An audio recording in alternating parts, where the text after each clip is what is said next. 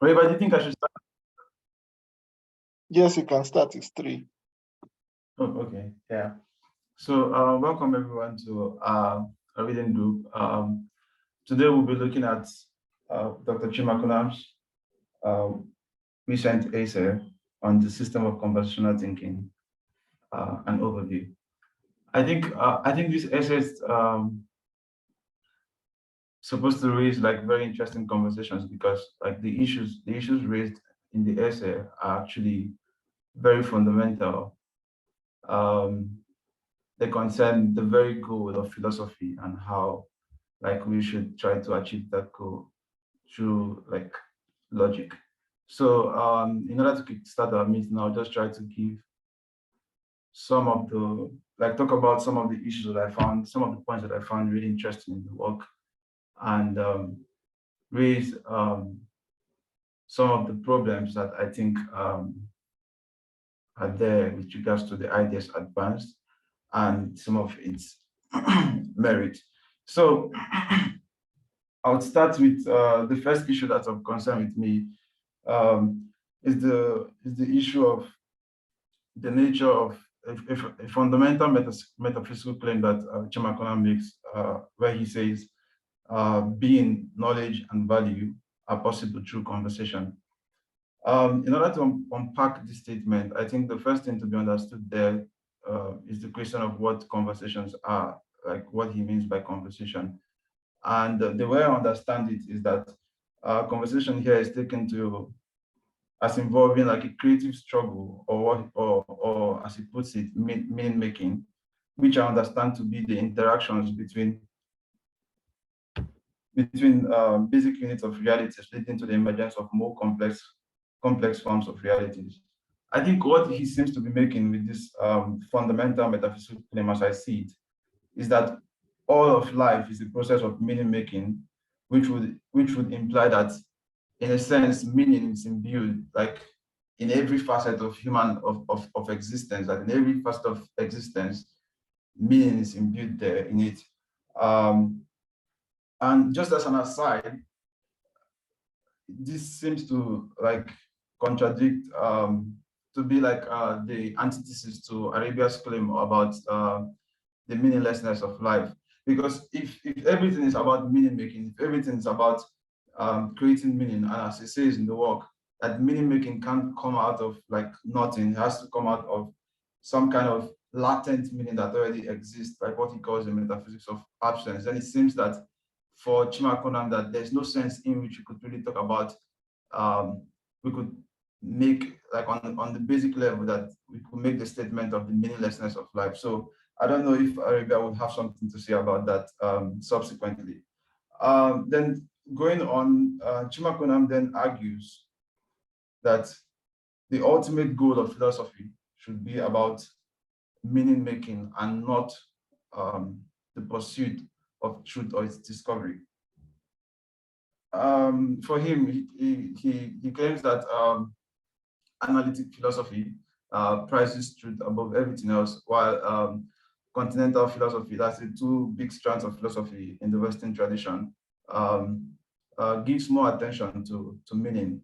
And he's trying to go beyond this focus on truth and the focus on meaning, perhaps like the meaning of a proposition, for example, to the issue of making meaning itself, like increasing the meanings that exist in our world.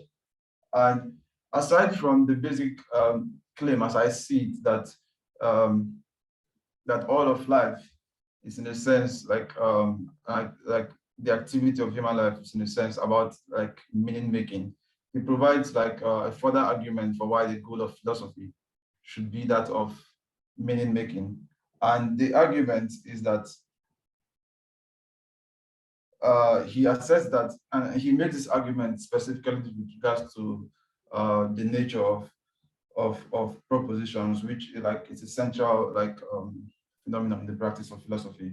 He assessed that all truthful propositions are meaningful, but not all meaningful propositions are truthful. In other words, meaning precedes truth, and based on this like this understanding, that's why Chimakonam advances the idea that the primary goal of philosophy should be to make meanings and not to discover truth. Like the very fundamental statement about how meaning is, at least as I understand it, how meaning is imbued in all of existence. I take that to be true because I don't see how we can. It seems to me that there's a sense in which there's meaning in everything, and that meaning cannot come out of like meaninglessness. If we think about uh, there can't be meaning without like meaning has to come out of meaning. So it seems to me that at a very fundamental level that there's like meaning in all of existence. I agree with him on that fundamental metaphysical claim, as I understand his points. But I don't think that it follows from there that that the ultimate goal of philosophy then should be like meaning making. And my argument for this is that while the pursuit or discovery of truth inevitably implies meaning making, the pursuit of meaning making or trying to make meaning does not necessarily imply the pursuit or attainment of truth. Then it seems to me that perhaps the pursuit of truth is more important. That should be the, in a sense, we might say that it should be the goal of philosophy, because if we pursue truth, we have the chance of both making meaning and at the same time attaining truth. But if we pursue just meaning making, perhaps I don't know if we do not, in a sense, um, like lose something, because if we pursue truth, there's no how in which we cannot like make meaning in the process, because truthful propositions are like contain meaning. So it seems to me that perhaps the pursuit of truth allows us to achieve both aims at the same time. So I would like to hear what Dr. Chimakuna would have to say about that in order to help me like understand better his position, and perhaps to change my mind on the subject. If yeah. So the next issue, there are two more issues that I want to raise before I would open the floor to everyone else to contribute on the issues that I find most interesting in this work. Is the issue of logic and the laws of thought of the Ismail system. So I'm just going to reiterate the principles. The first one, Njikoka, which states that an aromaristic proposition is true if and only if it is true in a given context and can be false in another. And there's a question I have. It's a question of clarity, just to help me understand better, and perhaps anyone who has this concern, is that I want to understand if this context, that this possible if this context, if they have to be actual, or if like it could be like just a possible context in my mind. For example, if I make the statement that Gideon is speaking now, for that statement to be true, there should be possible context in which Gideon isn't speaking, or is it about like an actual context, or is it something that I could just, if I think about it in my head, like I could be able to imagine a context in which like he's not speaking. So I don't know if that's an important question, but like it's just something that I thought about while reading this work. And then the other principle is that Mekoka, if an aromaristic proposition is true in a given context, then it cannot be false in the same context. And then the last principle, Ononaititi, an ohakaristic proposition is both true and false in a complementary mode of thought. And now to how I understand this new system of logic. It seems to me that Izumezu is a further exploration of the traditional laws of thought, and not necessarily like a contradiction of that system. I think it contradicts the system to the extent that it involves like three values. But in terms of like some of the fundamental principles that are advanced in tradition, in the classical laws of thought, like of the Western tradition, as initially advanced by Aristotle, seems to me that what Isumizu is doing is like what the Isumizu system has done is like to help us better understand those principles and to re-articulate them in a way that is much more comprehensive than it's been previously understood. And I think that the first way in which Ismail has achieved this is with the issue of context. First, with the issue of context, it seems to me what Ismail's logic has done is to redefine how we think about the identity of propositions. That it suggests that the identity of a proposition is linked to the context in which the proposition is articulated. And for me, this does not seem to be a rejection of the thesis of identity itself, at least in relation to aromaristic propositions. Because in the aromaristic propositions, if an aromaristic proposition is true in a given context, then it cannot be false in the same context. To me, that's a reaffirmation of the principle of identity, and what Ismail's logic has introduced into this our understanding of how to reason about identity is that the identity of a proposition should be understood in relation to the context. For me, that's an important contribution, but it doesn't seem to me to be a rejection of the principle of identity itself. I think it's a rearticulation of how we should understand identity, which is very important. And further, it doesn't. The principle of non-contradiction is also preserved in Mmekoka. So that's, and then the other contribution, which I think Ismail's logic has brought to the issue of logical thinking, or the history of logic, is that it brings to fore the issue of a complementary mode of thought, which helps us resolve the puzzle of dual thought expressed by proposition. And these are important contributions as I see them. I think it's appealing, I think it's attractive, and it seems plausible to me. Only that the bigger thesis, which is that Izumezu logic, by introducing three values, the third value has thus, in a sense, contradicted the classical principles of thought. To me, do not.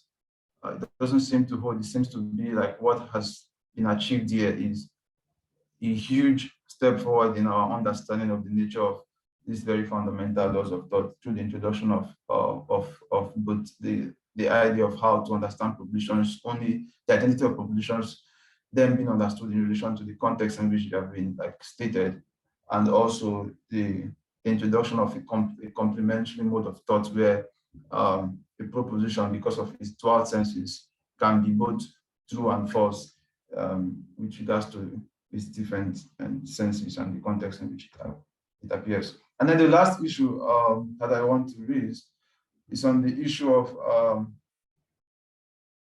method. And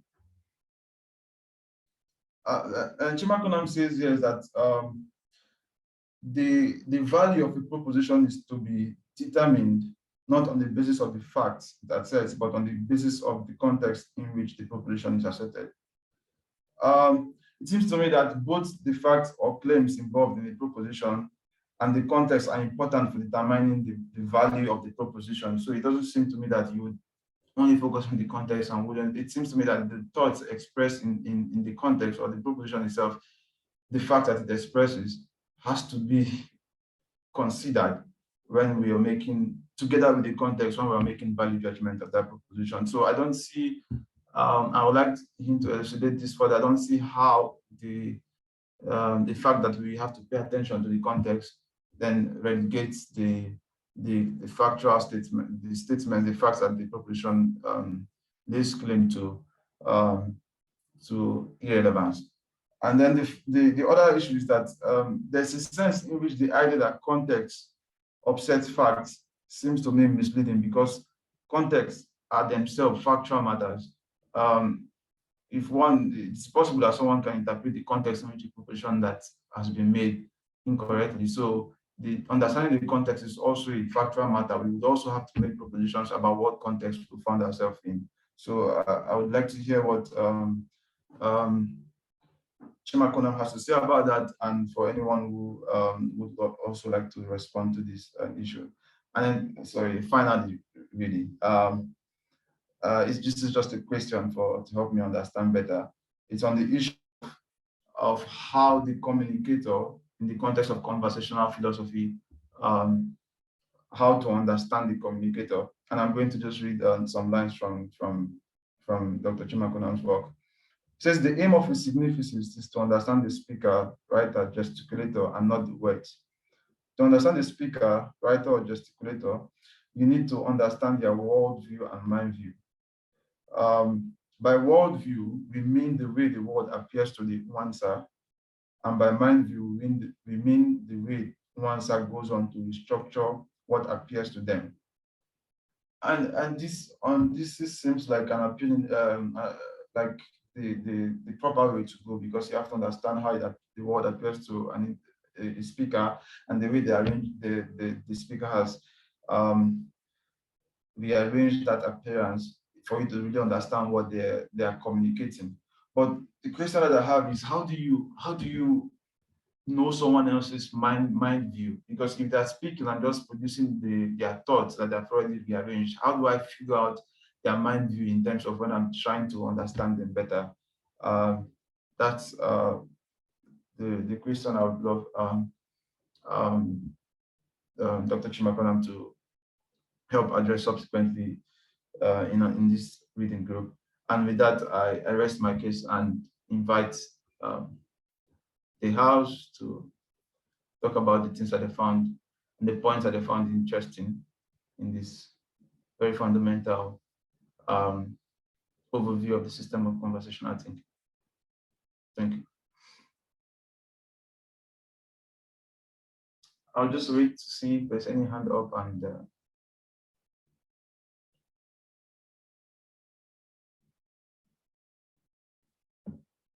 yes, Dr. Mezurike. Yeah, thank you. Good afternoon. Can you hear me? Yes, clearly. Actually, I want to say that Professor Chimakonam did a very wonderful work, because in the course of my reading, I was struggling to really see something to say. And that shows that the author did justice to the topic under discussion or review. But then, in line with your last question, I think I want to start from there because I had such a thing in mind too. At the tail end of the author's work, Dr. Chimakonam's work, he talked about that we can actually understand a writer or a gesticulator, or what they call a speaker, but we cannot understand words. And then I was wondering, because I know words he's talking about are articulated by the so-called writer or gesticulator. So I think though what he's saying, like like Dr. Chimakonam stated, is in line or a reaction to Georgia's of Lieutenant, who say that nothing exists, and if there's anything that if anything exists, such cannot be known, and if it can be known, it cannot be communicated. The reason being that for him, he was of the opinion that the words are symbols and signs that find it difficult to represent in actual sense what they symbolize. So for that, Georgias is not really comfortable with probably one attaching himself to have known something, or to claim that he have known something because of whatever words he might have used, to probably prove his point. And I think the author equally mentioned it in his work. He told that line, though he didn't agree with Georgias, because Georgias absolutized the whole thing. But in conventionalism or conventional philosophy, the idea is not to absolutize, but it's a kind of source of creative struggle that gives room for other thoughts to exist. And that is why he talked about meaning making instead of meaning, so to say. That's why we talk about meaning making in conventional philosophy. The idea of meaning making, like the author rightly said, is to state that maybe two words views can never be the same. Two mind views or words views can never be the same. And I think I agree with him. It's difficult for two things to be, to mean the same thing at the same time. So it will be difficult for us to say, okay, we've understood an author, we've understood a speaker fervently well, that we can, be boastful of whatever, statement or predisposition the author might have, put through before us and all that. But then, like I rightly said, the problem I have there is that I was thinking that words, for me, is from the speaker. Words are from speaker or the gesticulator, as you rightly said. So if these things are from the speaker or the gesticulator, and we said that we cannot understand word, but we can try to understand the speaker. And I'm saying that how then can we understand the mind view or the word view of a speaker outside probably the words and not his spoken words? So I think I have a problem, and I may need a clarification there. How do we understand the author? Because the Dr. Chimakaram said that we can really understand. Probably we may understand, a speaker or a gesticulator, but we cannot understand words. And now I'm saying these words are from the gesticulator. These words are from the speaker, or a speaker is from equally from a writer. So if we say we cannot understand words, but we can probably try to understand the gesticulator, the mind view or word view. So it becomes something difficult for me to really understand what Dr. Chimakon is saying at that point in time, because I know it's difficult, like he rightly said, for two things to mean the same thing at the same time. But then I somehow believe that if we can really understand, a speaker, for instance, we cannot understand, a speaker, without understanding the problem. Because a speaker don't just, think how do I put it? It doesn't think, outside the board. It thinks using words. And if we say we cannot understand words, but we can probably understand the speaker, then how then can we understand, the idea of the speaker? Since we have rejected that the words, these words from the speakers cannot be known. So I think it's a problem. I think I need a clarification there. And again, in the course of my reading, the author, I was made to understand, or the author, because in most of his works, he has been saying it, that he weakened the three traditional laws of thought, the law of contradiction, excluded middle, and that of identity. Or probably in his word, he said, that those laws were relaxed, weakened, for us to talk about supplementary law of thought. And then I have a problem there. Not really a problem that the idea is not a wonderful one, but a problem because when you say weaken, the word weaken, then I looked at the former or the traditional law of thought as something being powerful and all that. Because for us to have three supplementary laws of thought, that's additional laws of thought, is to show that the traditional laws of thought, the law of excluded middle, contradiction, are not probably are not sufficient, to deal with with our problems. So if we said we weaken it, it's as if these laws were powerful, but we're looking for a way to say something. And again, I want to say that if these laws, ought to be weakened, as the author stated, or have been weakened as the author stated, or relaxed. So I am saying that because the way it is, this supplementary laws of thought or its mass logic is at war with the traditional law of thought. That's what it means. Yes, it's at war. Because if you watch the law of excluded middle, for instance, there's no middle ground. And in the smudge, there's always a middle ground. So I'm saying that if a smudge, these supplementary laws of thought, if they're enough to take care of these problems, probably which the author discovered that, something is missing, why not just project the three laws of thought to be the case, to be the laws of thought we have, instead of probably seeing it as a supplementary laws of thought. And there are so many disagreements between these, various laws of thought. Because doctors have done something marvelous by bringing this law of thought to show, to trace the weaknesses of the traditional laws of thought. So seeing it as a supplementary law of thought or additional law of thought, for me, is more somehow verbose. I was thinking that we can't just say this should be the case, otherwise, unless we're afraid that we cannot we have to build upon something. We cannot deny the traditional law of thought, because it will be difficult for our own laws to be accepted, and that is why we must see our own as a supplementary laws of thought, even though we have dealt with this problem, probably that the traditional laws of thought could not do. Can't we just say that this should be the case, this should be the law, we should jettison or abandon the traditional law of thought and then hearken to these supplementary laws of thought?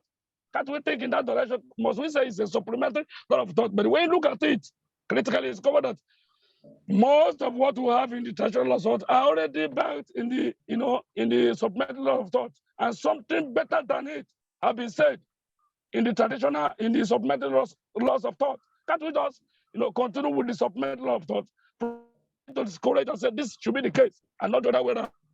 Instead of saying, calling what a wonderful thing we have done a supplementary law of thought. Thank you. And thanks, Enrique, for your contribution. I'm not seeing any hands yet.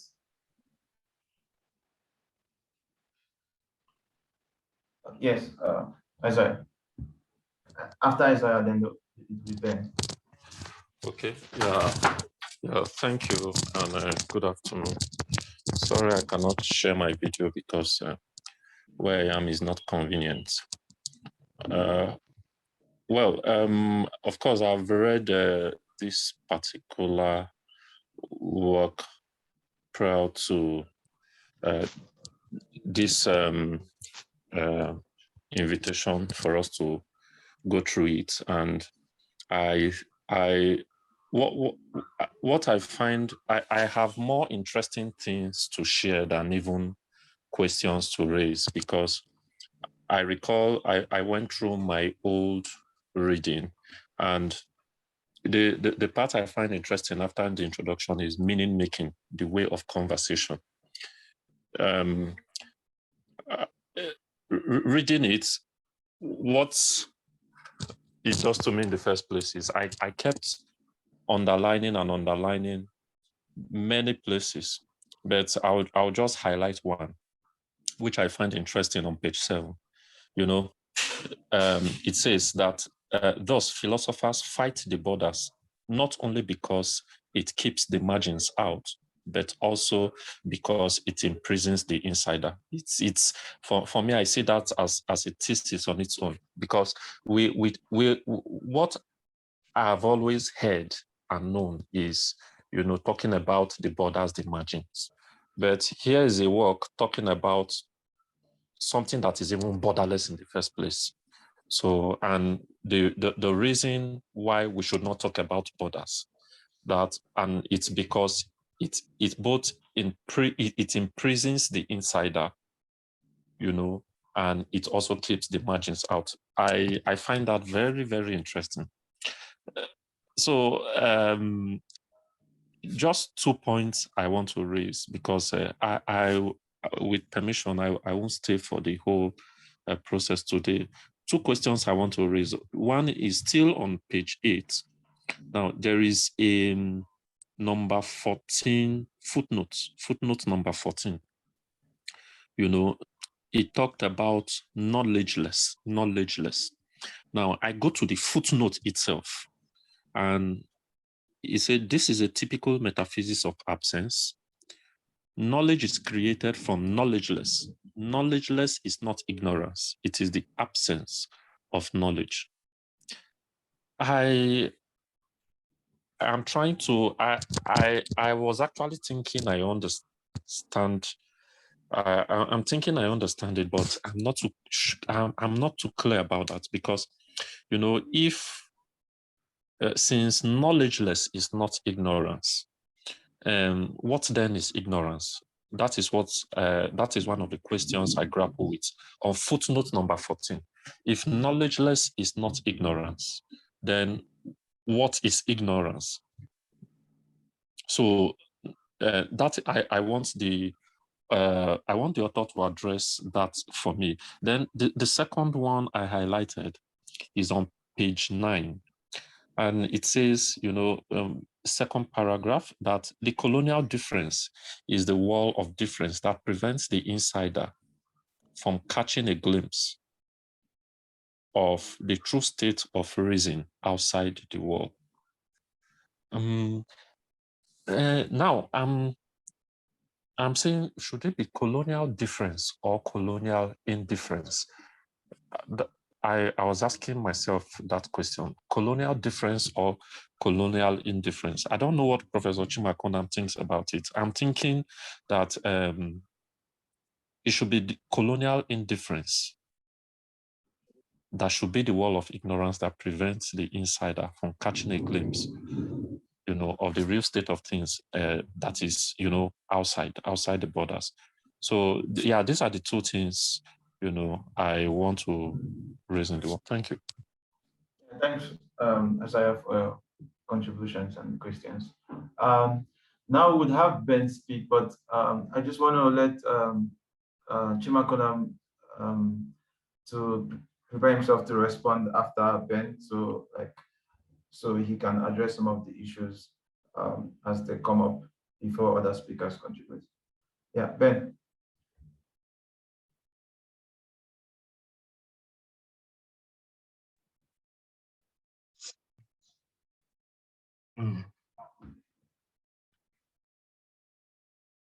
Okay. All right. Good day, everyone. I have a few concerns that I had when I was going through the paper.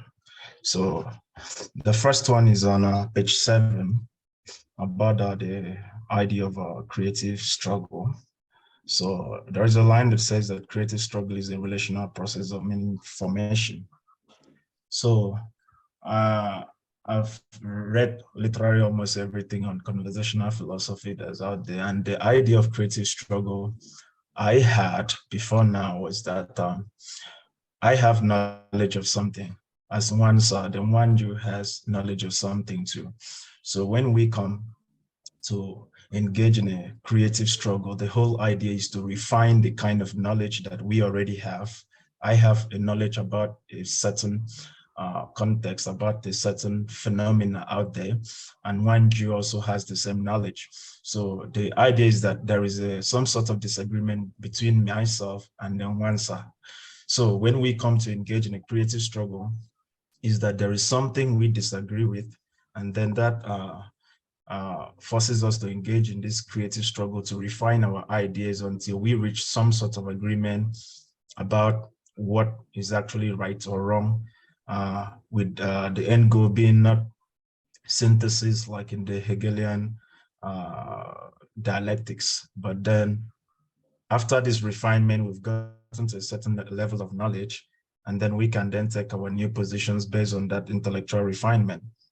So there is a problem with the whole idea of creative struggle being about meaning formation, because I thought there existed some sort of meaning between the conversants before that took place. And then secondly, in page 8, they said the program of meaning making is hardly successful where there are borders.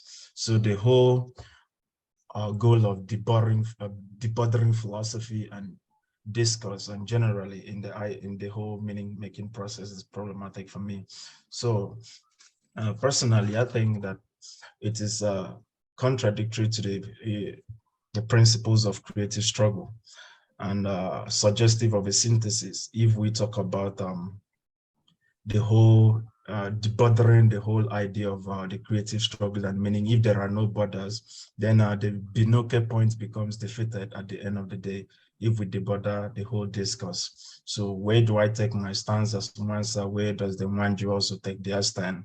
If we debother the whole creative struggle process, that will lead to a synthesis. And this is further also affirmed by the line that the liberating goal of philosophy is to set people and set people's cultures free from the chains of border. So that is another concern. And I think that reverberates also in page 11 and 12. And then there is another one. In conversation, that's page 33. In conversation, there are no stable facts. I find that to be problematic for me. If there are no stable facts, what is the terminus ad quem of the whole conversation if there are no stable facts? Let's use this example. We talked about if you're drowning in the river Niger and you need water, then you're definitely going to die. You're not going to survive, but that applies in the context of the Sahara Desert or the Kalahari Desert down here. So if that proposition is valid in that particular context, are there certain waters or certain river or oceans that if you're drowning, that proposition will not be valid? So when we say that there are no stable facts, drowning in a river and requiring water is a fact of its own that you will not survive if you take in more water. So in that context, that should be a fact that should hold as far as that particular context is concerned, whether it is in Zambezi River, River Niger, River Mississippi, Zang River, any river. So that should be some sort of fact. So when we say that facts are unstable, how does the fact of drowning in a river and not requiring water become unstable? So the absence of any fact or even in context also means that what we say today, if we come back to affirm it tomorrow on a particular subject, then there is no idea because we are constantly just kind of moving around in the void without making any stable statement. What is a point of reference? If we want to say conversational philosophy is this now, that means in the next minute, we cannot talk about conversational philosophy because the fact or whatever context we asserted moments ago becomes unstable, disappears, evaporate into the void. So another good example would be to affirm the possibility of fact, in my own view, if someone is shot dead, can they die in multiple senses or multiple contexts? If somebody is shot dead and they stop breathing, it is a fact that that person is dead, whether in Nigeria, America, Canada, Congo, anywhere, that person has stopped breathing, they are dead. And let us operate on the, let's even use Arabia's metaphysics, predeterministic historicity. Let's leave all the African transcendental and ancestral notions that you transition into the world of the ancestors, but factually, this person stops breathing. And that is a fact that is tenable in any region of the world. So the idea that there are certain facts that or there are no stable facts at all is a bit problematic for me. And then also the whole meaning making between Mansa and Manju. Those are my two basic observations in the paper. With that, I will yield for now and allow others to speak. Thank you. Yeah, thanks, Ben, for that. Maybe now welcome Chimakon to address some of the issues that have been raised.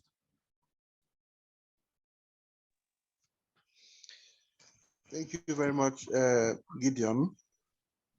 I wish we were seated in your seat and you in mine. I don't wish that. I don't wish that. Okay, thank you guys.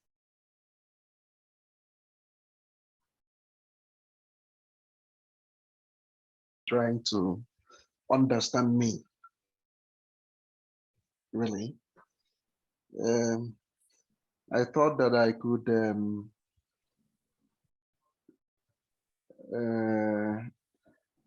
come this afternoon and flip through the text and remember what I said, where and why. When I tried to do that, it was impossible.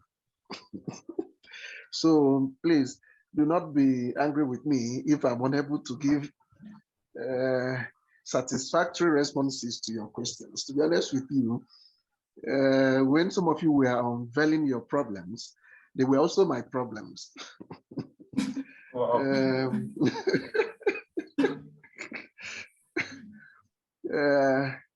The aim of writing this paper was to put together the main ideas of the system in one piece.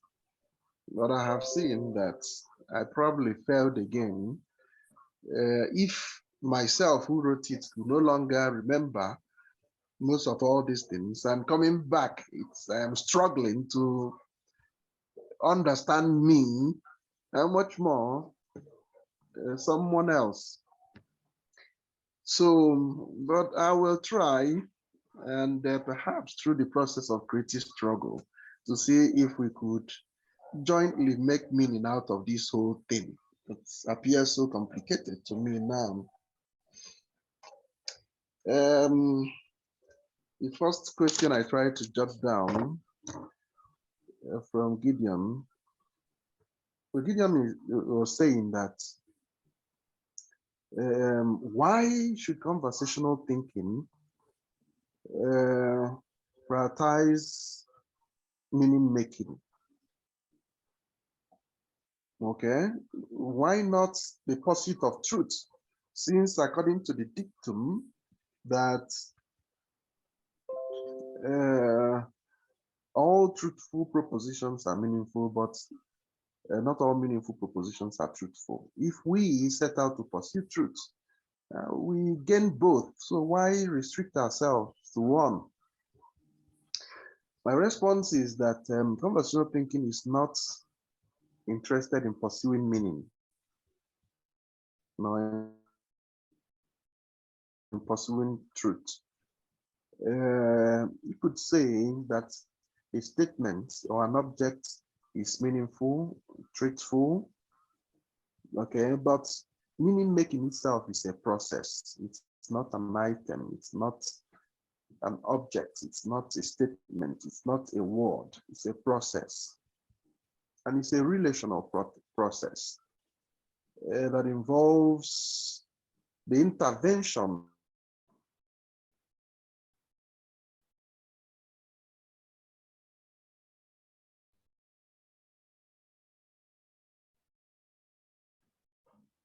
Are you still there?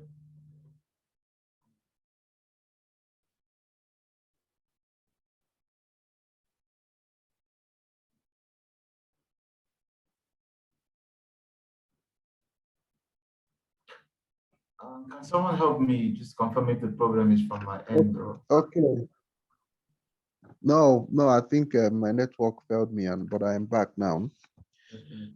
So conversational thinking is interested in meaning making, and it's a process, a relational process, a creative struggle.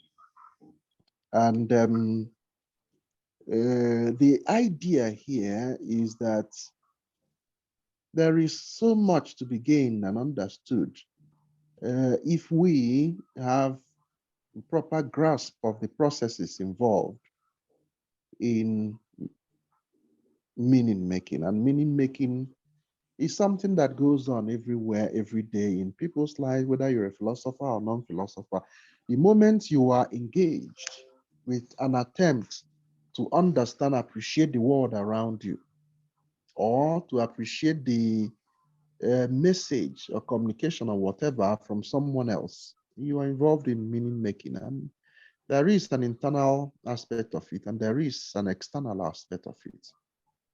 When you are looking at an object or the world out there, trying to study it and understand it, or when someone is communicating to you, there's a form of external meaning making involved because it involves you and another object of meaning. When you have appreciated the ideas communicated by someone, or you have appreciated schemed ideas from a certain object in the world, and the ideas get transported into your mind, then an internal form of meaning making ensues in your mind.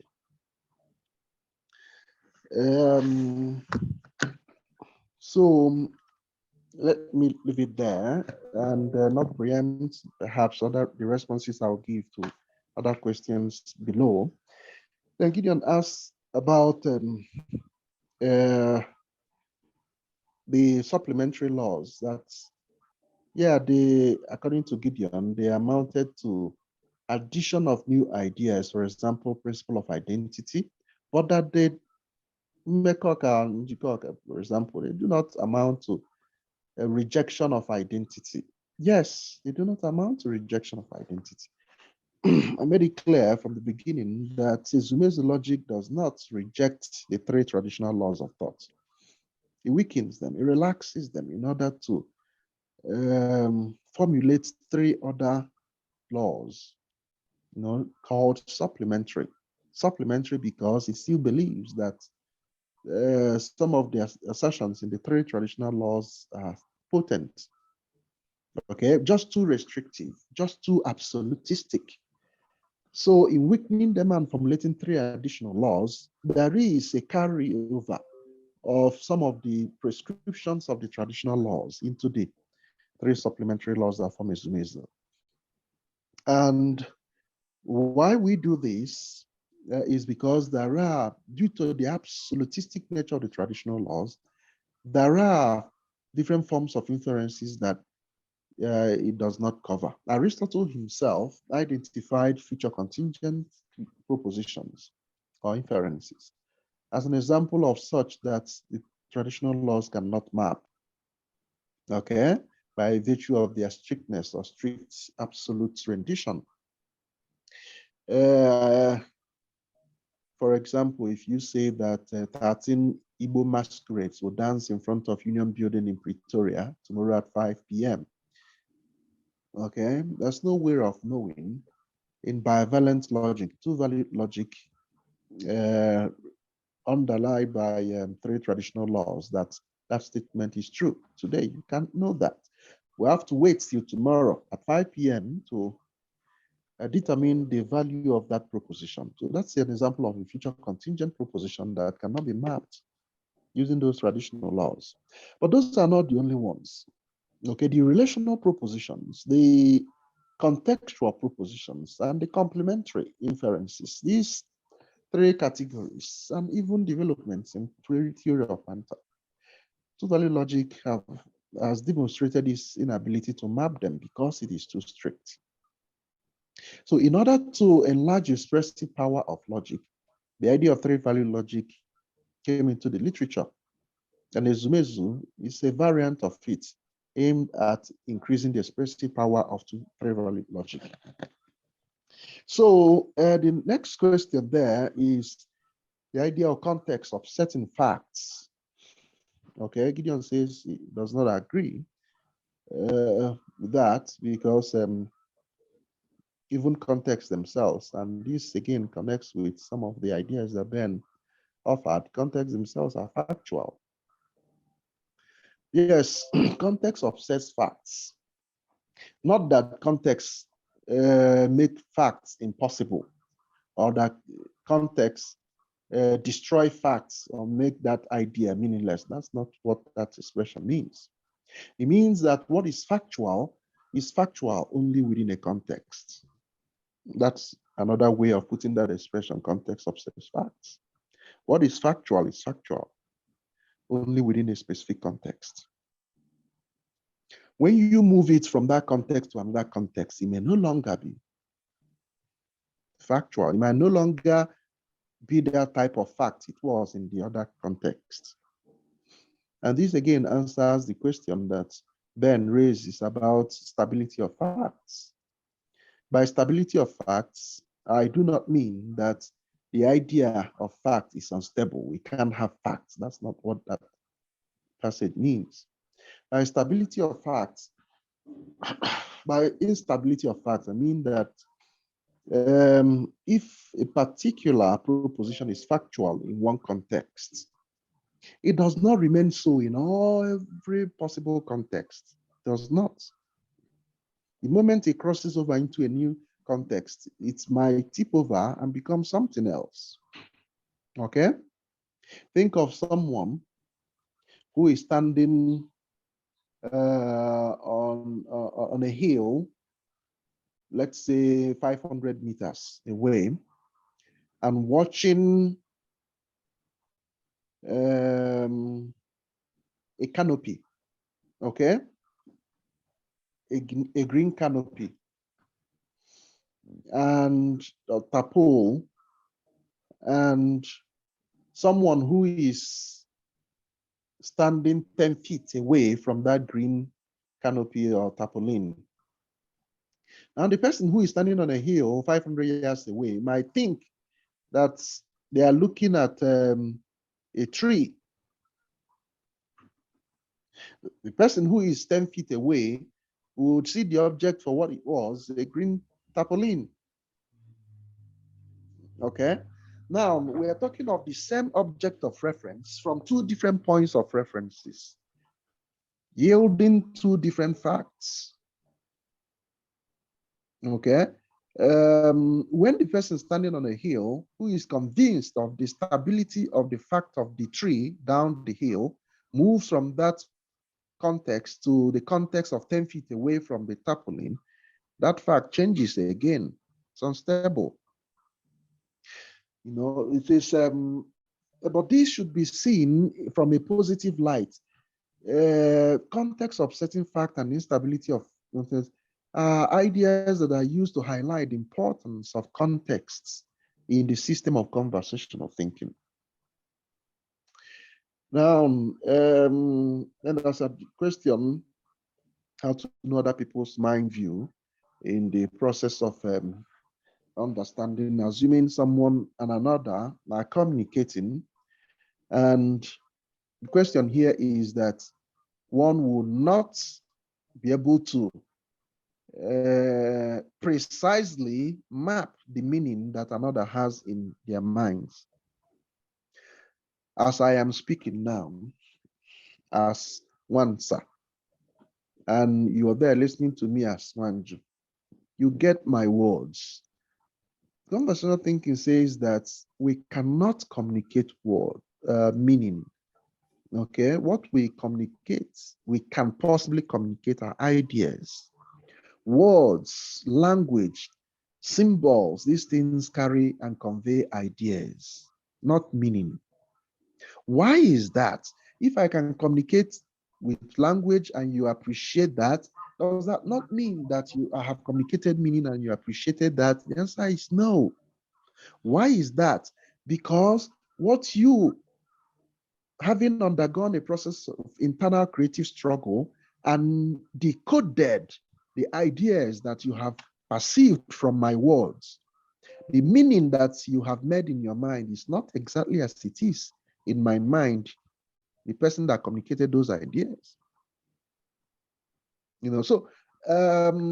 But conversation takes place if in this process of creative struggle that both of us are involved in, and our own internal creative struggles that we are all each involved in, the communicator is able to pass across through language, medium of language, words that are able to convey meaning, ideas. And the significance on the other side is able to appreciate those words and decode them into certain layers of meanings. Okay? Now, if the best we can hope for is approximate linguistic transference of idea, such that when the person is decoding them, the person will still be able to, produce meaning that are close to what I have within the orbit of meaning. Okay? Once that happens, conversation is taking place and is successful. When there is less and less of that, that is when Literally, people talk about not understanding, misunderstanding, all the kinds of things. Okay. Now, it could even reach to the point of tension of incommensurables. And even finally to crisis of meaning. Okay. A conversation on even setting when we pretend that we understand ourselves, whereas we don't. So these are daily things that I've studied in human communication and the way humans study reality, and adduced these ideas and principles as something that paints a picture of reality, how things work in the real world better. Now, somebody asked why weaken, why weaken those laws? Okay, the idea of weakening suggests that those laws are so powerful. Yes, insofar as you conceive them as absolutistic. And there is advantage today that bivalent logic and those absolutistic logic of laws offers. That's an advantage. That advantage is consistency, precision, okay, and what have you. But what we gain in terms of consistency and precision, by abiding by those laws, we lose in terms of broadness, in terms of depths, in terms of proper comprehensive meaning making and what have you. I have already identified other type of inferences that cannot be mapped by those. So, and you get to ask, why knowledgeless? Why the idea of knowledgeless? Okay, if knowledgeless is not ignorance, what then is ignorance? I'm not sure I have, I remember what I wrote there. But the sense to which I use the concept of knowledgeless is something that describes metaphysics of absence, which is the absence of presence. Anything that we have, any object that we have identified in the world, and tagged with a certain name is a presence. Okay? Whether idea or object, they are presences, but they derive from metaphysics of absence. For example, let's think of the idea of television. Before the first television was manufactured, there was nothing like television, and the idea was nobody knew about, had any vision of that idea. So the question is, when we eventually manufactured a television and conceptualized that idea, where did they come from? They didn't come from nothing. They come from a type of existence, a type of realm called metaphysics of absence. Okay? They are not nothing. They are absent presences. They exist not just in this realm. If we are talking of an idea, then we have to bring it out from that metaphysics of absence to make it a presence by creating that idea. Okay? And people say, he is the one that coined that concept. He's the one that invented that. Okay? All the inventions of this world, an idea and object, they come from metaphysics of absence, where they have all been all along. Metaphysics of absence is another word for it is transcendental is. It is, but in a transcendental form, not in a metaphysical, abstruse metaphysical sense of nothingness, but a kind of existence and presence that is not like the object on my table yet, until it is carved out by means of creative struggle to bring it into existence as an idea, or to invent it, even or to create it even as an object. Okay, an Igbo word for all these things is oku. Linguistically, a moltum. Okay, it's The first fruit of Okwu is Mkpuru, meaning first fruit of Okwu. The words and the concepts we carve out of language. But the entire body of language comes from Okwu as a modum without shape. And when someone creates a certain concept or word in a certain language, they are framing it from Okwu, from metaphysics of absence, where it has always been lying, shapeless, until you give it shape. Okay, so in the same way, knowledgeless is metaphysics of absence until we create something that becomes knowledge. Okay, ignorance is would be much more akin to false knowledge of that nature, rather than knowledgeless that is in the metaphysics of absence. Then Legedu also talks about colonial difference and wondered whether colonial indifference would not be an appropriate word. Colonial difference here is not referring to an attitude. It's not referring to a colonial attitude. If it were so, indifference would be a better word, but it's referring to a conception that is informed by the idea of binarity. Okay, colonial difference as a wall is a kind of wall that coloniality has erected to draw a line of difference between up and down, superior and inferior. Okay, African and European, and so on and so forth, insider and outsider, the haves and the have-nots. Okay, colonial difference is a kind of wall that remarks of binary opposition rather than an attitude of the colonial perpetrators. And Ben talks about creative struggle that he used to know and the creative struggle that he encountered in this reading,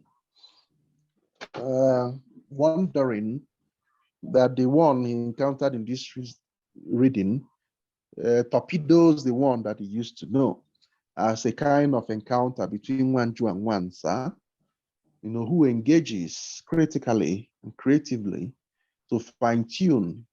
And that is it. The definition you're contesting with here says that creative struggle is a relational process of meaning formation. Relational between Wanju and Wansa.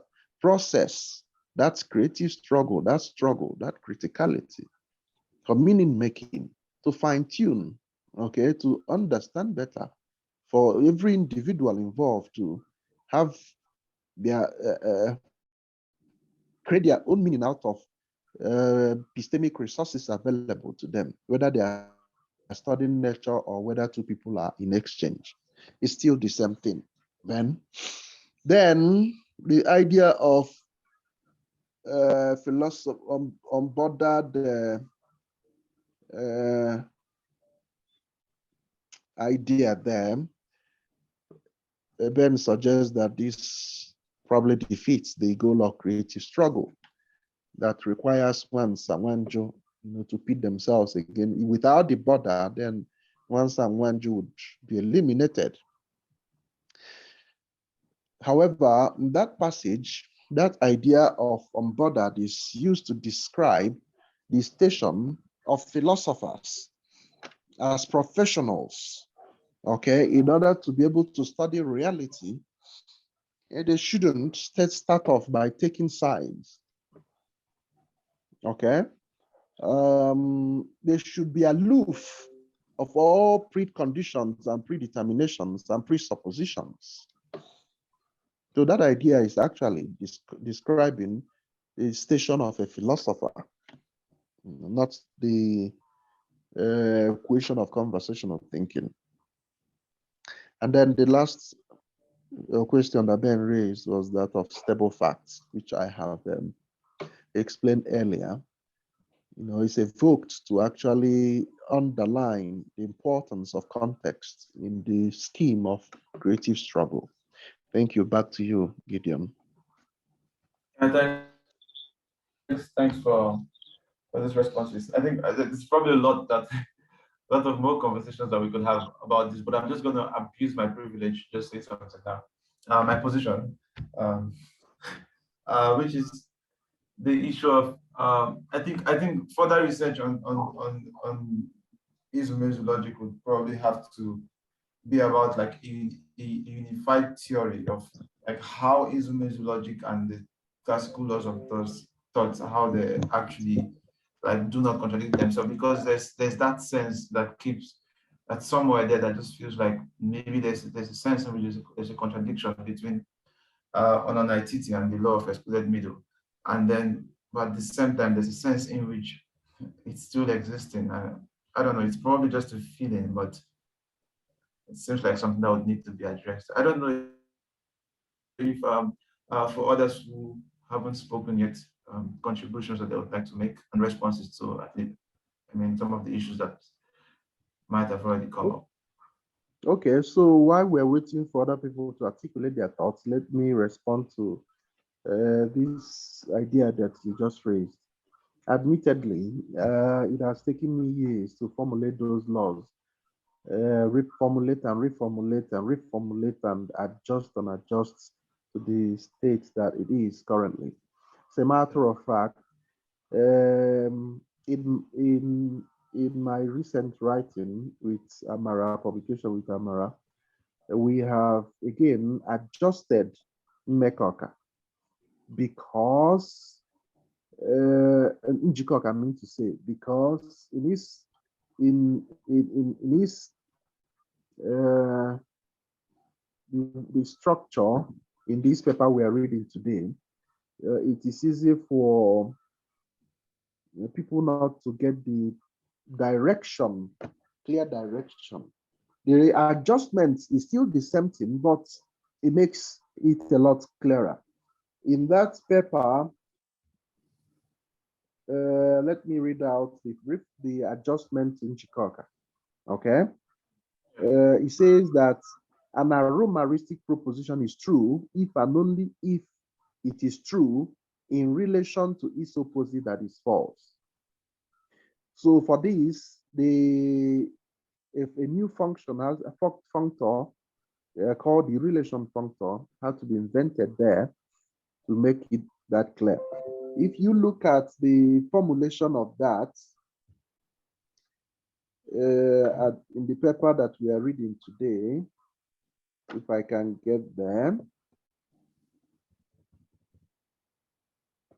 you see that it says that an aromaristic proposition is true if and only if it is true. This here is the difference in a given context and can be false in another context. But in his current rendition, it says if and only if it is true in relation to its opposite that is false. So what changes here is the word context. The word context is excised and the relation functor is brought in. We are still talking about two contexts, but the relation functor has now enabled us to indicate that it is a relation between them. Okay?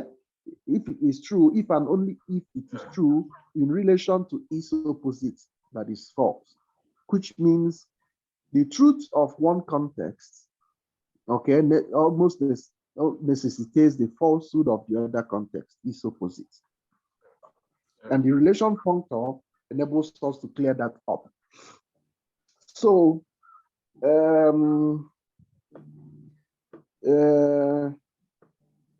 what was that your question again? Appears to have The forgotten. unified theory, because Come again.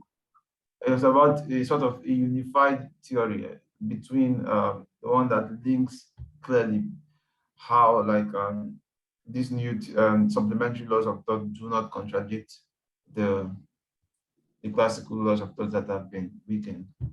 Oh, okay, yeah, okay, good. Now, um, you could see that in Njikoka, you see that whereas we are talking of two contexts, we are now highlighting the relationship between them. How one, it affects the other by virtue of that their relationship. And you look at Mmekoka, you see that Mmekoka, states that if an aromaristic proposition is true in a given context, then it cannot be false in the same context. Now we are talking of one context here. Njikoka talks about two different contexts in their relationship. Mmekoka talks about one context. Okay. If the proposition is true in that context, then it cannot be false in that context. What is highlighted here is, despite the instability of facts, despite the acknowledgement that context obsesses facts, okay, if a particular proposition is affirmed in a given context, okay, it remains stable in that context. Its stability is guaranteed in that context, except when it moves from that context. And you now see on an entity that says an characteristic proposition is both true and false in a complementary mode of thought. It's important for us to know the difference between a aromaristic proposition and the characteristic proposition. An aromaristic proposition expresses one thought, but which have different values in two different but interrelating contexts.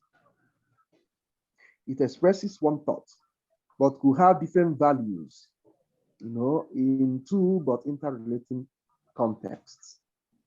When I gave a talk to a lecture to Dr. Arabia's class, I used some clear examples. Fortunately, I can't remember those examples now. But if I do, I will again come back to that. Then, but a characteristic proposition, unlike a aromaristic proposition, okay, are propositions that express more than one thought, but which can simultaneously be asserted. They express more than one thought, but which will simultaneously be asserted. So these types of propositions are what we find in the three laws. Njikoka and Mmekoka deal with aromaristic and monetic deals with characteristic propositions, in which propositions could be both true and false. A proposition could be both true and false in a complementary mode of thought. Okay, like the example of someone who needs to drink water to stay alive. Okay, that proposition, is it true or is it false? It is in a complementary mode. It is both true and false. If you want to determine whether it is specifically true or specifically false, you have to move that proposition to contextual modes, okay, where you move that proposition to the desert, all right? Someone who is dehydrated in the desert, does that person need to drink water to stay alive? Yes, it's true. Okay, move that same proposition, you need to drink water to stay alive, from different context. Or someone who is drowning in a river, does that person need to drink more water to stay alive? The answer is no. More water will simply kill him. Okay, but until that proposition, you need to drink water to stay alive, is moved to a specific context, it remains both true and false in that complementary mode of thought. unlike the excluded, law of excluded middle, okay, that requires that the proposition would be either true or false. This one allows the proposition to be both true and false without the risk of contradiction. Thank you. Thanks, bro. There's Arabia's hand now, and then after Arabia, we'll go to Amara. All right. Thank you very much, Gideon, for moderating this. I'll just go straight to my question. I find similarities between conversationalism and consolationism. And the similarity is that in consolationism, there's an endless yearning, right? And in conversationalism, there's endless creative struggle between both Wanta and Wanju, which appears to go on ad infinitum. And so they're similar in that way. But the first question I wanted to ask is, it seems to me that skepticism in a way drives conversationalism. And I don't mean skepticism in the debate sense of doubting for doubting's sake. I mean skepticism in the sense of finding critical points that are disagreeable between Wanjo and Wansa in this particular context. So the first question is, would it be safe to say that conversationalism is a type of skepticism? That's the first point. The second question has to do with this metaphysics of absence that Dr. Jonathan or Professor Jonathan proposes.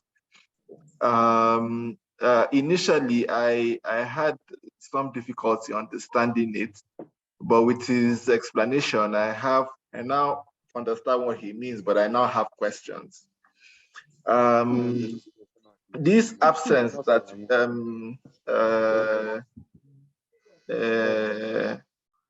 Dr. Jonathan speaks about, this absent presence, what really is it? The example of the manifestation of the television from seeming absence, for me, does not seem adequate, because the television, even though it manifests from an just appears to have manifested on its own, it is also a manifestation of various distinct parts. So for instance, the silicon that you use in making the IC circuits, and all the other plastic you use in making the screen and so on and so forth. All these things, though they are not televisions in themselves, when somebody puts them together, it brings out the television. Even in terms of ideas, somebody had an idea of, putting on an image on the screen and then walk towards, making that a reality. And he did that by piecing together various other existing ideas in his or her mind, right? So it doesn't seem to me that this presence actually comes out of an absence. Rather, it comes out of, other parts, other, constitutive and very real elements that already exist in the world. So, given that idea, is it really an absence? Even though he says absence presence, is it really an absence, or is it just a reconfiguration of what is already present to produce something new or something meaningful? That would be my question, my two questions. Yeah, thanks, Rosaria. I saw Amara's hand up earlier. I don't know if she still wants to speak before I go to Dr. Malika. Oh yeah, go to Dr. Malika, please. You're welcome to. Yeah, thank you very much, Gideon. I'm sorry for being late. was overtaken by some events. So please, I want to just ask one question. The reading through the work, I see the author, unveiling conversational thinking as a theory of meaning or meaning making, a theory of meaning making. So it points us to a whole new approach to philosophy of language, and that interests me a lot. And so I want to just ask a simple question. Even though the author had tried to explain this in the work, but I don't think I really got it well. So a little more elaboration from him would help. And the question is, he attempts to distinguish meaning making, theory of meaning making from theory of meaning. He indeed insisted that they are both are two different things, and tried to distinguish conversational thinking as a theory of meaning making from other theories of meanings that we can find in literature, in philosophy of language and philosophy generally.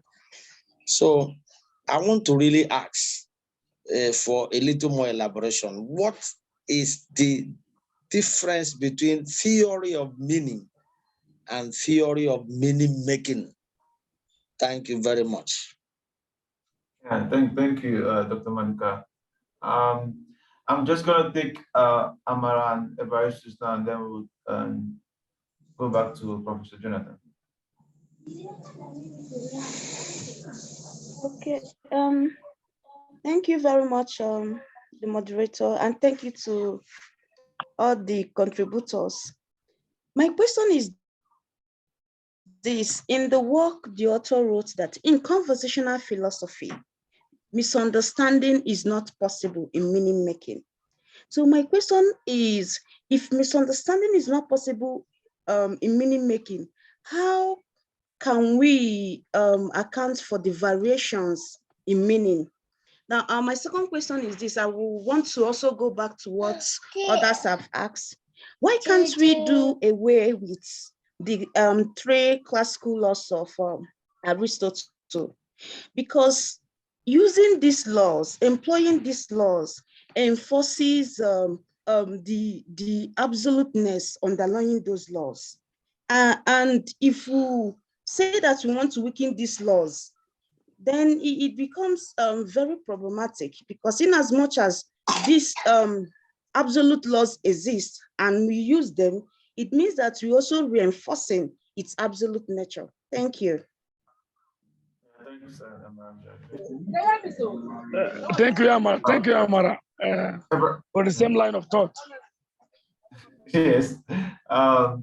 Ayon, shoot now. Thank you, the moderator. My question arises from the theory of meaning making itself. I try to look at this more from the practical aspects of it, because from my reading and understanding, the conversational thinking covers ethical, moral, and other issues.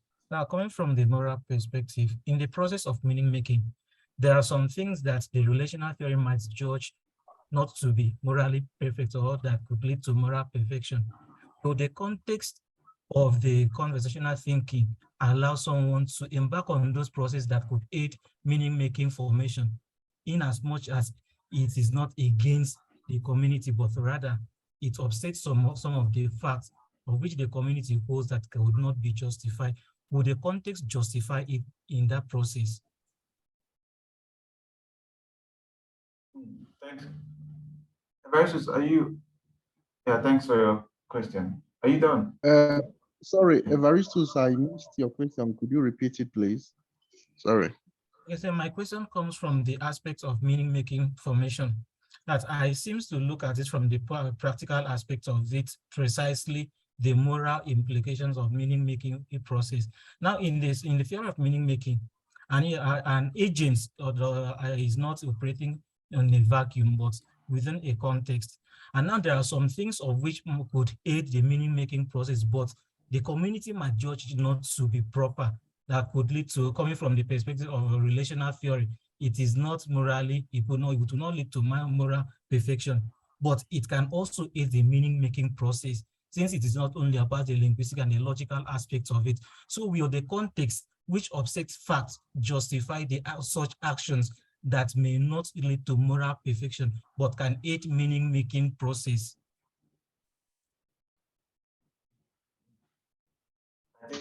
I would also extend that question to the issue of truth, but yeah, thanks, Everest, for your question. I don't know. After Prof speaks, we'll probably have to draw our reading group to an end due to the fact that we're getting closer to when we're supposed to be done with this time constraints. Prof. Okay. Thank you very much, moderator, and everyone that has asked me some questions.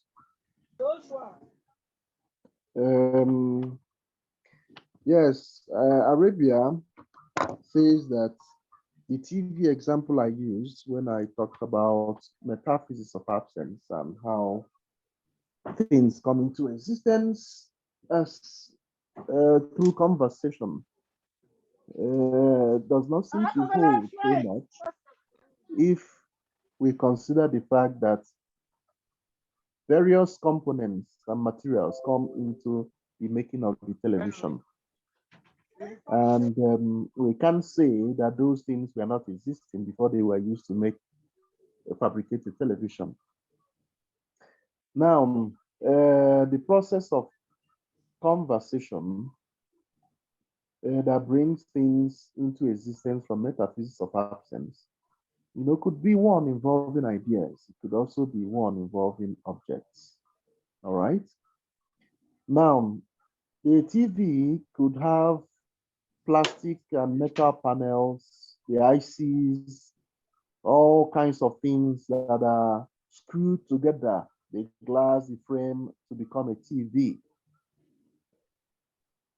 And you can say that the materials were existing elsewhere before they were brought together and fabricated into the television. That's true. However, they were not existing as television. Okay, the plastic material that was used to make the panel of the TV in my living room here, may have existed before as a bottle container. It was not a TV then. The frame, the screen, and what have you, they were not TV until they are coupled together into TV. They are not TV. Okay, and so the idea of TV, of this specific TV before me now, okay, does not exist until it was produced. But let's now talk about the primordial form of conversation that brings things into existence from the metaphysics of absence. Before the very first television was manufactured, there was nothing like, nobody had any idea of a television. It was not existing. Nobody, if you went to the street and told someone that you have an idea of a television, the person will ask you to explain what you mean by that nonsensical word. Okay, but hey, that TV was not existing in the world at such a point does not mean that it wasn't existing. It was always existing in the metaphysics of absence as an absent present. Okay, and that is the idea of metaphysics of absence. It tries to tell us that things that we know of, ideas that we know of, they all come from somewhere where they existed in some shapeless form, but they were there. Until we bring them into this world, we invent them or create them or coin them or conceptualize them Okay, they do not exist here, but exist there as absent presences. Okay, so somebody asked question about, Maduka asked question about the difference between meaning, theory of meaning, and the theory of meaning making. I'd answered this question in the first round of discussion. Okay, the theories of meaning, they wish to give us yardsticks, criteria for determining what is meaningful from what is meaningless, how we can identify and define what is meaningful from what is meaningless, and all that. Theory of meaning making, on the other hand, talks about the process. Okay, the process. Meaning does not just emerge from nowhere. We are the active agents involved in meaning making. That is why the human being is the ultimate meaning maker. Okay, and it is important that we study the meaning maker. In studying the processes of meaning making, we focus our attention more closely on the meaning maker itself. Okay, and that is the beauty of conversational thinking. That gives us this very direction of thinking about reality. Instead of sitting there and talking about criteria for determining where a statement or a word is meaningful and how meaningful they are, and whether somebody's life is meaningful, taken as a whole or temporarily. Okay, we talk about meaning making as a process. And in talking about that, we discover that we are actually talking about ourselves, the meaning makers. Because you cannot talk about meaning making without a deeper understanding, probing into the epistemic status of the meaning maker itself. So in sum, we are talking about criteria for determining what is meaningful and what is meaningless. And on the other hand, we are talking about the processes of making meaning itself. And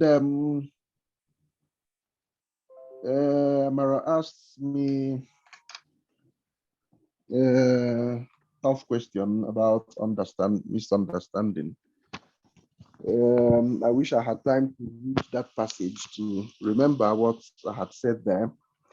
But faintly, when I said that in conversational thinking, misunderstanding in that meaning making processes is not possible. If you take a look at the diagram that I had produced about that process down, that very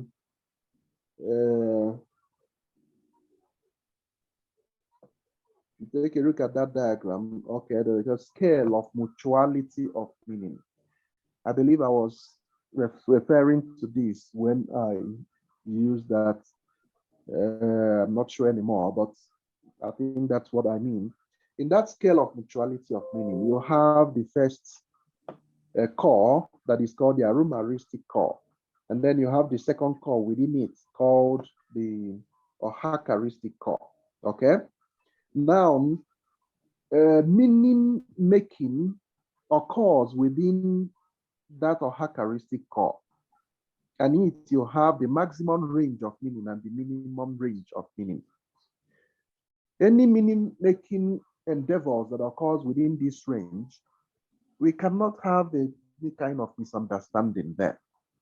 There will be variation in terms of what A communicates, okay, and what B makes out of it eventually. There will be variations. But insofar as the range is within that characteristic core, we can say that a conversation is successful. We can say that they understand themselves. So the variation in range cannot amount to misunderstanding. But when we go out of that characteristic core and fall into the space that we describe as a aromaristic core, on top of it, okay, we have crisis in meaning. Okay, below it we have distortion in meaning. Okay, and these two amount to tension of incommensurables and conversational. Okay, and it is when there is conversational, is when two people engage in meaning-making processes, believe quite in error that they understand themselves perfectly, that they're able to match the precise meaning that the other person has in mind, which we say is not possible. What we have is approximate transference, approximate linguistic transference of idea, from which someone can now make his own meaning through internal creative struggle. Insofar as it falls within the characteristic chord, the minimum maximum range, you can say that they understood themselves. But below it, we say distortions of meaning begin to occur. Tension of incommensurables. One is interpreting what the other one has said, the way it pleases, and all that. In that case, perhaps that would be close to misunderstanding, but the actors themselves don't know that they are misunderstanding. So the word misunderstanding cannot be used to characterize what is going on there. In any case, do not quite us there. Then Evaristus say, Amara again says, why don't we do away with the traditional laws since they are absolutistic? Yes. The reason is because, and John Bosco re-echoes that this Yes. question he has asked earlier and all that. Now, let me give an example that I like to give. Why Ezumezu does not reject the traditional laws. Okay? If you throw an apple up here in Pretoria, it will fall down. That's two-value logic. That's bivalence.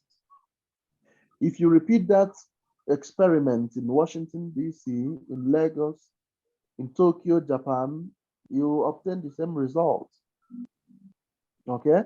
So some of the basic assumptions in the traditional laws are not rejected in Ezumezu, but the whole formulation of the law and their strictness amount to an absolute rendition, principles of reality, that if we are to apply them strictly as they have been formulated, it will not enable us to map the whole gamut of reality and cover quite substantial aspects of reality that are not mapped in two-value logic.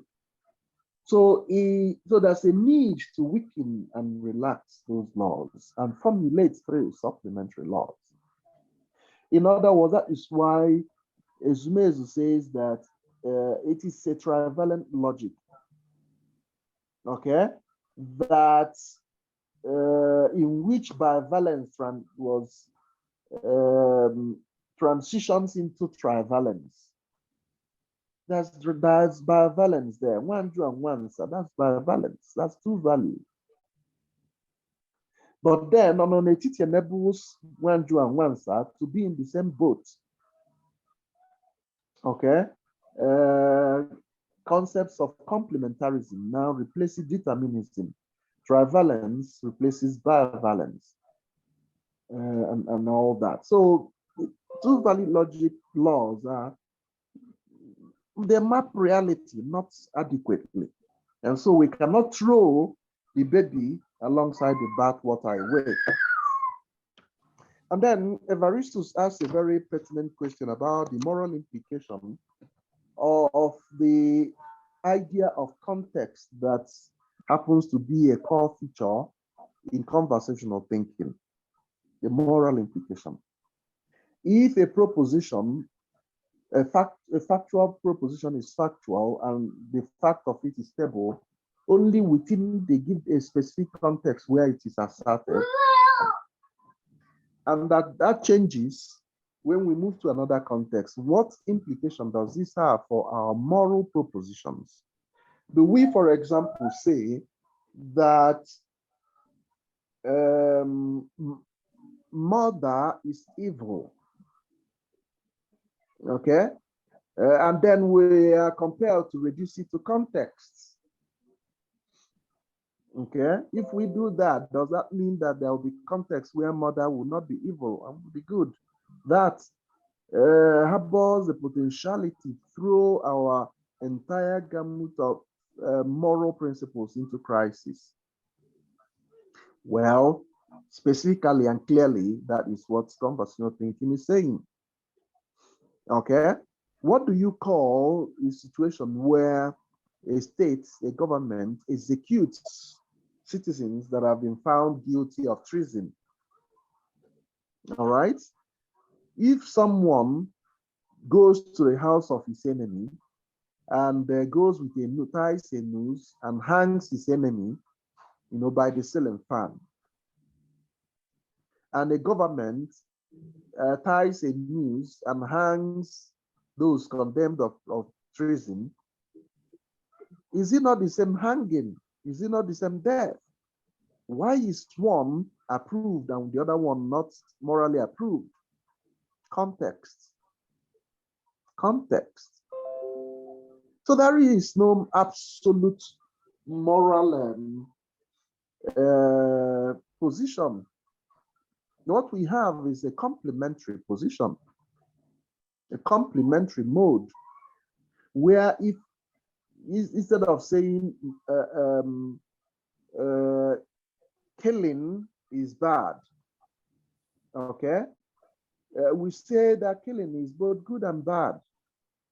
If we want to differentiate them, we bring context, and we have found language useful in doing that. In the context of the other one, we call it execution, state execution of criminals. The other context, we call it murder of innocents, but it is still the same killing. So conversational thinking really is a theory that aims at meaning making, to present the world the way it actually works, not the way we have variously chosen to describe it, but actually the way the world actually works. Thank you. Thank you so much, Prof. And thanks everyone for coming out today. And it's been a very interesting conversation. It's a very fundamental issues, and I'm sure we'll have more to think about and say about this in the future. Thanks everyone, really. Thank you. All right. Thank you, Gideon. Thank you very much, everybody. Bye. Thank you. Thank you all. Yes.